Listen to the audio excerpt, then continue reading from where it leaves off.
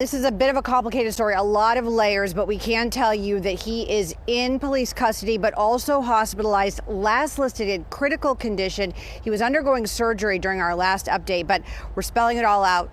Take a look.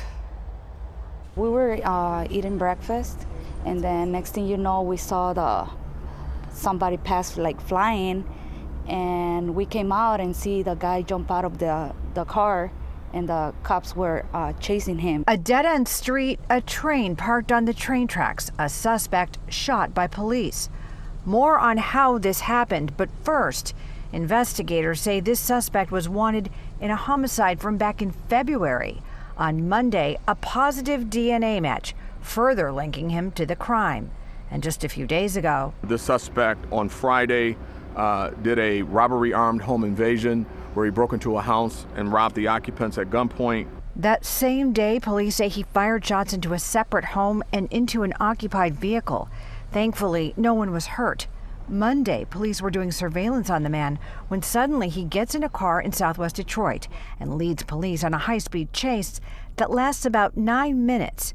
It ends on Logan Street. Our suspect then bails from the vehicle, armed with a 9mm weapon with an extended clip, runs from the officers. The officers are in pursuit. Police order the suspect to drop his weapon, but they say he refuses as he attempts to crawl under this parked train.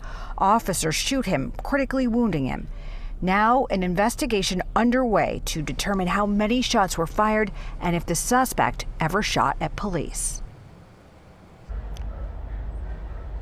So right now we can tell you again that he is in critical condition, and police say that this suspect is known to officers, that he is a known gang member. Right now they're not releasing his identity. Of course, they need to formally charge him with things, but they're just glad to get him off the streets. Unfortunately, they didn't want it to end this way, but as you heard in the story, they tried to get him to drop that weapon, crawling underneath that train, which of course now is gone, but it was quite a scene out here as police were processing the scene earlier today.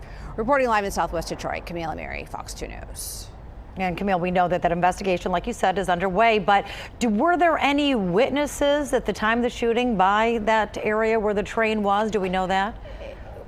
Well, that's a good question. We're at a dead-end street, and I don't know if you can see behind me, it's just kind of a hill, and then the train tracks are actually up above. So, no, there was actually no houses. It's a grassy area and more train tracks next to the tracks where this happened. So people saw, of course, the cars coming down the road, but they didn't actually see this happen. So we'll have to see what body cam shows and if any dash cam shows anything. But they do have the suspect's vehicle in custody, and, of course, they have that suspect in custody as well. All right, Karen, we'll wait to see back to you.